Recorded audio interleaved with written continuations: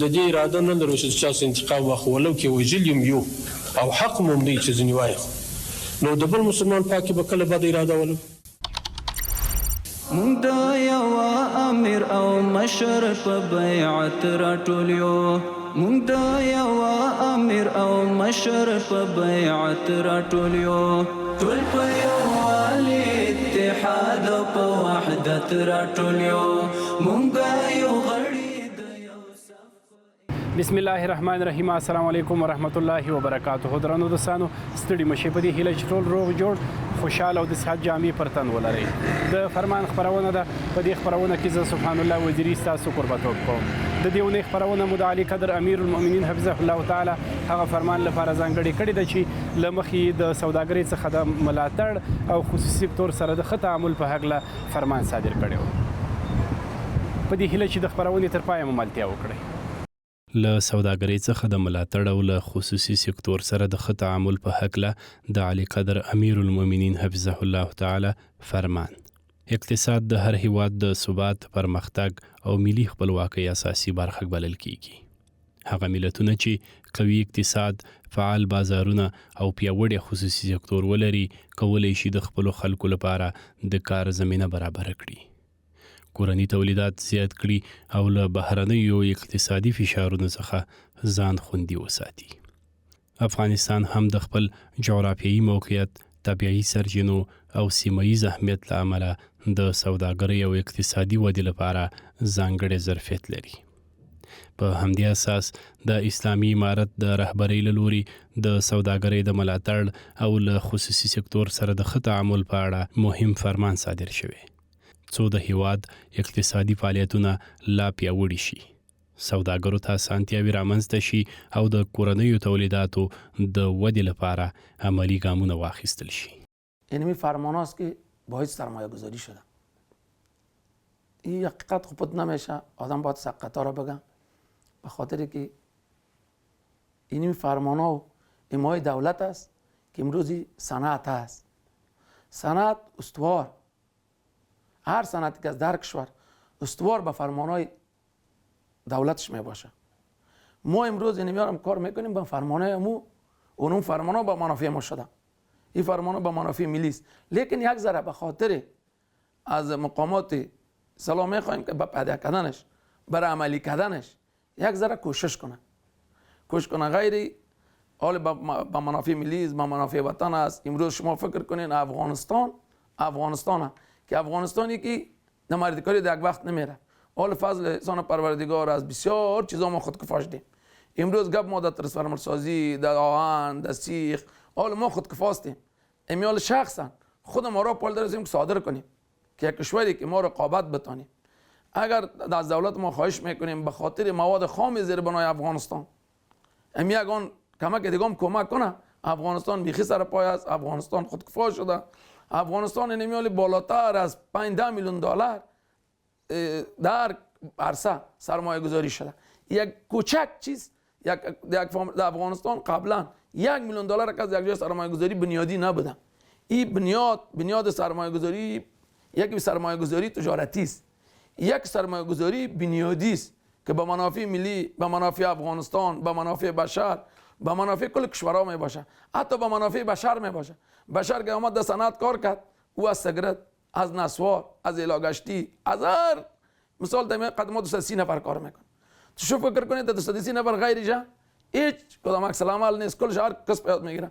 ما برای شما قبلا قصه کردیم، یک آدم بوده مرامت کو امیر مرد کار بگیری، شما باور کو هر چی میتی همین نان مفتی ما گفتیم نه، اگر تو کارگر هستی و قدل سوزتی عمل نداری ما تو را کار میگیریم. امروز اون آدم از خارجی که ما یک چند نفر خارجی داشتیم، یک چند سامان برای ما جور میکرد، همین آدم امروز هم کس یاد گرفته. حالا ماش خود ما بعد از 50,000 ماش بدیم، قبلا در خارجی 60,000 میدادیم، 80,000. حالا هم به منافع ما شد، هم به منافع کشور شد. خو اینمی فرمانای امیرالمومنین صاحب حفظ الله است که ما در اینمی خودکفایی رسیدیم.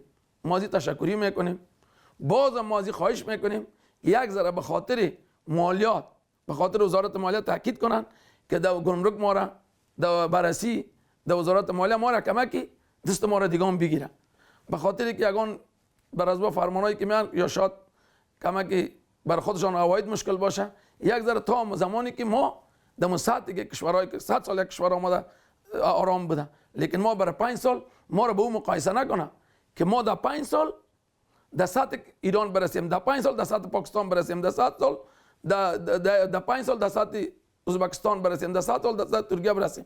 این رو درک کنه که ما 5 سال شدن. از کار شاید کار کمبودی باشه، شاید پرسنل ما مسلکی نباشه، شاید در بلانس در گمرک در چیز ما غلطی داشته باشه. ما خارجی نمیگیریم، داخلی هست یا کار عملی نکردن. در 2 سال 3 سال هیچ کس زود یاد نمیگیره، سو خطا دارن. لیکن یا امروز ما کمک کنن، گرچه که ما دولت خوش هستیم، سپورت یگانه گپی که خواهش میکنم از دولت سر امنیتی سرمایه گذار فکرش بگیره.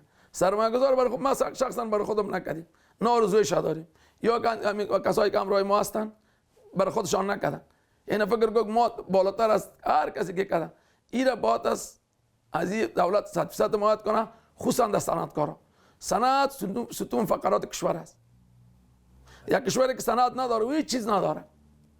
وقتی که نان در خرید باشه، در پشت ایران بوجی در پشتت باشه، پشت پاکستان بوجی در پشتت باشه، پشت بوجی در پشتت باشه، او خوب است. از یک زیر خاک میکشی، خودت تولید میکنی، خودت میخوری، خودت همه گپا میفهمی. کدامش به منافع کشور است؟ اینی رو باید از بزرگای ما درک کنن، سر اینی بسیار کار کنن. این مردمای تاجرایی که من سپورت کنن، گرچه که بسیار خوب شده، ما بسیار زیاد تشکری میکنیم. اینی میدیم چه فرمانایی که داده به منافع وقت، به منافع ملیس، به منافع تاجراست، به منافع ما است. یک کمک بازم یک ذره از املیاز گمرک و مالیه و دیگه یک کمی گزارش همراه تاجرا. په دغه فرمان کې لومړی ټینګار شوی چې په بندرونو او عبوري نقطو او لویو لارو کې دي سوداګرو ته لازمي اسانتیاوې برابرې شي. دا موضوع ځکه مهمه ده چې د سوداګرۍ ډېرې ستونزې د انتقال، ترانزیت او اداري خنډونو له امله رامنځته کیږي. کله چې په بندرونو او لارو کې اسانتیاوې موجودې وي نو د مالونو انتقال چټک کیږي، سوداګریز لګښتونه کمیږي او د صادراتو او وارداتو بهیر منظمیږي.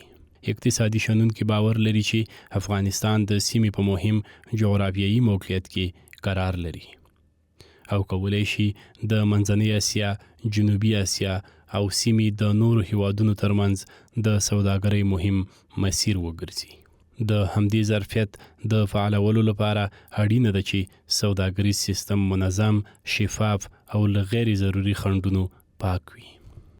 فرمانهایی که از طرف عالی‌قدر امیرالمومنین حفظ الله در مورد تقویت سکتور خصوصی همیشه صادر شده، در حقیقت یک نوع انقلاب صنعتی و اقتصادی را در افغانستان داره رقم میزنه.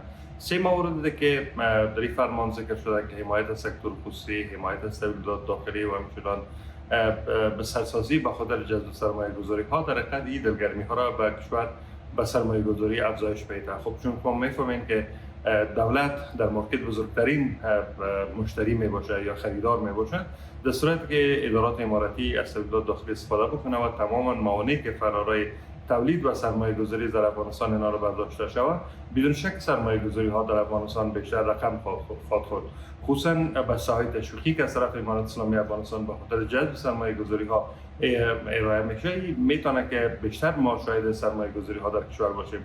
حالا بحث کلان در موضوع مالیات است. هر قدر که مالیات کاهش پیدا بکنه و هر قدر که عوامل تولید در اختیار سرمایه گذار قرار بگیره، این سرمایه گذاری ها بیشتر رقم میخوره، زمین کار ایجاد میکنه و وابستگی ما از واردات کاهش پیدا میکنه، پول ملی ما با افزایش صادرات تقویت پیدا میکنه. اینا جمله کارهایی هستند که من فکر میکنم که از طرف حکومت اگر انجام شود این میتونه خیلی به سود اقتصاد و تجارت افغانستان خواهد بود. خصوصا سکتور خصوصی هر قدر که حمایت میشه، این به این معنی است که سکتور خصوصی من حیث شریک استراتژیک حکومت میتونه در بخش اشتغالزایی و بلند بردن اقتصاد ملی کشور خیلی مؤثر و مهمت واقع شود.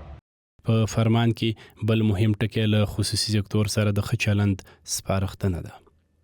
وزارتونو او امارتي ادارو ته هدایت شوی چې د خصوصي سکتور له فعالانو سره د قانون له مخې مناسب تعامل وکړي او په اجراتو کې له ځنډ او تعلل څخه ډډه وکړي. اسلام کې تجارت ډیر اهم رکن ده. تجارت یا خودکفایي چې موږ او تاسې مستقل هیواد یو، خو اما اقتصادي مشکلاتو سره مخ یو. که چیرته مسلمانان بالخصوص دولت او بالعموم عام خلک که چیرته دوی دا غواړي چې زموږ ملک خودکفا سي، هر سړی باید تجارت ته لاس کړي او داسې تجارتو کې چې هغه د شریعت په چوکاټ کې وي. د شریعت په چوکاټ کې چې کوم تجارت یا خو صحیح ده، ثواب کارم د عبادت ده، او ځینې داسې تجارتونه چې هغه حرام یا خو نورم ملک بې برکتي راولي، نو شریعت موږ ته دا حکم کړی چې تاسو تجارت هم کوئ، نړیوالو سره اړیکې هم ساتئ. دا ټولې خو هم د شریعت په چوکاټ کې. که زموږ افغانان ورونه غواړي مونږ په دا سرمایه‌دارو افغان ورونو دا غږ کوو چې راشي خپل وطن ته راسي او په خپل وطن کې سرمایه ګزاري وکړي، د دوی به هم کار وسي، د دې ملت به هم کار وسي چې کوم ورونه په ملک کې وزګار دي، کار نه لري، د هغو دپاره به د یو کار زمینه برابره شي، انشاءالله په ملک کې هېڅ مشکل نه پاتې کېږي. کله چې اداري چارې په چټکۍ او شفاف ډول ترسره شي نو سوداګر ډاډه کېږي، پانګونه زیاتیږي او اقتصادي فعالیتونه پراخیږي. برعکس که په ادارو کې ځنډ، ستونزې او غیر ضروري مداخلې موجودې وي نو د سوداګرۍ بهیر کمزوری کیږي او د پانګونې فرصتونه له منځه ځي. د فرمان بل مهم اړخ د کورنیو تولیداتو ملاتړ دی. اسلامي امارت اړونده ادارو ته سپارښتنه کړې چې تر ممکنه بریده دي له داخلي تولیداتو څخه استفاده وکړي. په دې اړه هم د شیخ صاحب فرمان راغلی د خصوصي سکتور او داخلي تولید هغه په کامله توګه د هغې حمایت وشي. د همغه فرمان په اساس باندې موږ خپلې خریداریانې په دوه قسمه تقسیم کړي دي. څومره درمل چې موږ اخلو اړونده ریاستونه موظف شوي دي چې هغه درمل چې موږ داخلي تولید ولرو هغه جدا کړي او هغه له داخلي شرکتونو نه موږ ترلاسه کړو، او هغه درمل چې داخلي شرکتونه نه لري د هغې پروسه هغه جدا تر مراحل لاندې وي، نو هغه بیا موږ جدا اعلان ته ورکوو. او کوم چې داخلي تولید ده د هغې پروژې موږ رقابتي کړي دي او داخلي شرکتونه په هغې کې موږ غالبا 4 شرکتونه د جی ام پی سرټیفیکیټ هم د غذا او ادویې معاینیت نه ترلاسه کړي دي، او هغه شرکتونه ته موږ لا ترجیح ورکوو چې هغه جی ام پی سرټیفیکیټ ولري. او داخلي تولید ته زموږ پوره هڅه ده، انشاءالله آینده کې به هم حمایت کوو او موجوده حالاتو کې موږ کوشش کړی ده چې له دوی نه خریداریانې وکړو. او د داخلي تولیدي شرکتونو هم یو مسؤلیت جوړیږي چې هغه خپل خدمات معیاري کړي او خپل ادویه د دوا کیفیت هغه بهتر طرف ته بوځي. او تر ټولو نه مهمه ده چې دوی ښه قیمتونه ورکړي چې هغه د نظام او د خلکو په ګټه وي، د ولس په ګټه وي، او خپل قیمتونه په مناسب انداز کې وړاندې کړي. او لامدې وجه چې دوی قیمتونه ښه وي نو موږ به حتما خپل درمل له دوی نه ترلاسه کوو. خیریه بنسټونه چې څومره افغانستان کې فعالیت لري یا مؤسسات وي، زموږ هغوی ته هم لارښوونه او هغوی ته مشوره هم دا وي چې له داخلي تولید نه استفاده وکړي. ولې دغه داخلي تولید حمایه دا پروسه اوس نوي شروع شوې ده، کال 2 کاله کېږي، نو موږ اول په ځان تطبیق او دوم قدم کې هغوی ته هم سپارښتنه کوو.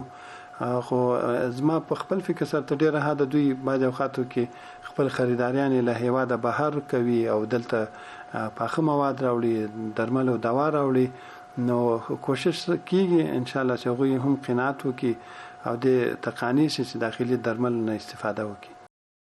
کورني تولیدات یوازې اقتصادي ارزښت نه لري بلکې د کارموندنې، د اسعارو د ساتنې او د اقتصاد د پیاوړتیا لپاره مهم دي. کله چې داخلي فابریکې، تولیدي شرکتونه او صنعتي مرکزونه فعال شي نو زرګونه خلکو ته د کار زمینه برابرېږي او هیواد له بهرنیو وارداتو سره خپله تکیه کموي. دغه فرمان دا پیغام هم لري چې اسلامي امارت غواړي خصوصي سکتور د هیواد د اقتصادي پرمختګ شریک وګڼي، نه یوازې یو عادي تجارتي قشر.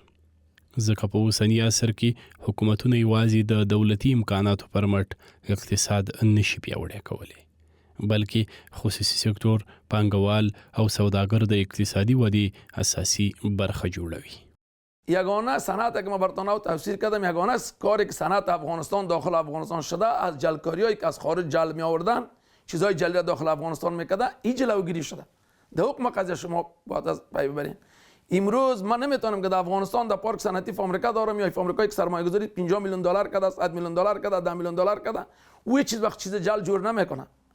یک قدر ما میال خودکفا شدیم که نسبت به پاکستان، ایران 100% ما مطمئن هستیم که از ما استاندارد است.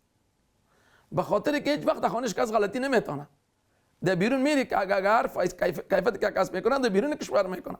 در داخل کشور کس نمیتونه و نمیکنه. اگه خودش نشد همسایش میفهم، همسایش نفهمید بچه کاکاش میشه، بچه کاکاش یا تانش میتن. اینجا امروز یگانه که ما امروز خودکفایی برای ما با منافع ما است که ما استاندارد شدیم. امیال سیخ ما استاندارد است. باور کنین ما براتون قسم میخورم، قسم کل آمریکا را میخورم که ما 90% بالاتر از پاکستان، ایران، آسیا بودیم. کلش که میامد جلی میامد، به شمول دوا، به شمول سیخ، به شمول هر اجناسی که ما می آوردیم ما جلش از خارج می آوردیم. امروز هر بعد نوشابه است. خدا حضور است که از خارج کردم یا بالاست. آدم حقیقت بگم. من یک شرکت نوشابه دارم. این منافع ملی ما که میگم که این فرمانا که دولت سپورت کرده، تشکری از دولت میکنم، بازم سپورت کنه. این نیست. ما امروز از مرض خلاص هستیم، از مرض خطر خلاص شدیم، از مرض جل خلاص شدیم، از مرض بی‌کیفیت خلاص شدیم. امروز ما خود ما امیال ما روز ما نرم استاندارد داریم. اون نرم استاندارد نه، هیچ که نرم استاندارد ما را نگه. وجدان ما نرم استاندارد است. وجدان ما اجازه نمیده. ما چرا که قدر سرمایه گذاری کردیم میده ببرم یک دنیای دیگه. لیکن اگر ما تو اجازه بدید یک موتر مال بیارم، میارم و گمرک یک مال جلی میارم، پیسه من میگیرم میرم بعد. لیکن اینجا ما اینجا 400 نفر همراه ما کار میکنن، کل افغانستان همراه ما کار میکنن. اینمی یگانه باعث که دولت کمک کرده برای خود منافع کشور است. امروز استاندارد سازی در افغانستان شده. باور کنین که 70% نه که 50%، 70% مالی که در افغانستان امروز تولید میشه بالاتر از است. شما باید از این کل شات بر خود نرم استاندارد معلوم باشه. ما دیگه دوای دکتری نمیفهمم. دیگه چیزی که تولید میشه امروز ما بیخیر بدمنان براتون میگم وعده میکنم. در جایم که میرم مرا بیار تست کنن. مال ما از قبل اینکه در افغانستان میامد 70% ما بالاستیم. 50-70% استاندارد شده کارای ما. سیخ ما استاندارد است، مال ما استاندارد است، نوشابه ما استاندارد است. حتی یا خشتی که ما پاکستان میآوردیم باور میکنین که امروز خشت ما زوب کرده بالاست. یا خشتی که ما قطع خاک پخته میکنیم. مردم ما مسلکی شده، مردم ما کار یاد گرفته. امروز ما در استاندارد سازی رفتیم. ما اینجا مزدور ارزان است، دیگه ارزان است، چرا کار خراب کس کنه؟ اینمی منافع کشور ما میگم که سپورت شوه که کل همین صنعت در افغانستان به اثر مواد خام کار شوه، مواد خام به یاد داده شوه. ما اینجا از خودکفایی میبریم. دیگه آمدیم سوال دومت که ما چی پورا میتونیم نمیتونیم پروژه دولتی. من برات عرض کردم که نمیالی آمریکای ما بالاتر از مصارف افغانستان شده. اینجا خطر ما داریم. ما احساس خطر میکنیم. ما افغانستان مثال ضرورت دارد، مثالش براتون بگم 1 میلیون تن. امروز ما در خودکفایی رسیدیم 1.5 میلیون تن. یعنی 1 میلیون تن دیگه ما 9 میلیون تن حال ما قریب که ما ضعف شدیم. این باید از راه جور شود. یا ما تولید کم کنیم یا برادر برای ما یک راه بیرون رفت پیدا شود که ما مال ما رو بین فضل لسان پروردگاری رو براتون وعده میتم. چندین آمریکای دیگه زیر کار شخصا خودم نمیالی 2 ماه 3 ماه تولید نمیکنیم. این افغانستان ظرفیت چه نداره. ما گفت نه پیشتر براتون عرض کردم که ما را پایدار هستیم که همین 3 ماه دیگه بعد از ما 3 ماه زمستان هم ما کار کنیم. په ټوله کې د اسلامي امارت د رهبرۍ دغه فرمان د سوداګرۍ د ودې، د خصوصي سکتور د ملاتړ، د کورنۍ تولیداتو د پیاوړتیا او د اقتصادي ثبات لپاره یو مهم ګام بلل کیږي. دا فرمان د اقتصادي اسانتیاو، اداري اصلاحاتو او ملي اقتصاد د پیاوړتیا یو واضح پیغام لري او څرګندوي چې اسلامي امارت غواړي افغانستان د اقتصادي ودې او ځان بساینې پر لور رهبري کړي. درنو دوستانو، دا و د دې اونۍ د فرمان خپرونه چې تاسو ته مو د علي قدر امیر المؤمنین حفظه الله تعالی هغه فرمان پکې راخیستی و چې له مخې د سوداګرۍ څخه د ملاتړ او همدارنګه له خصوصي سکتور سره د ښه تعامل په هکله فرمان صادر کړی و. تر بیا چې زه سبحان الله وزیري ستاسو په درانه خدمت کې حاضرېږم. د الله په امان ښې چارې. د دې اراده نه لرو چې چاسو انتقام واخلو، ولو کې وژل یو او حق مو دی چې ځینې وایي، نو د بل مسلمان پاکي به کله بد اراده ولرو. مونږ د یو امیر او مشر په بیعت راټولیو، مونږ د یو امیر او مشر په بیعت راټولیو، ټول په یووالي اتحاد په وحدت راټولیو، مونږ یو غړي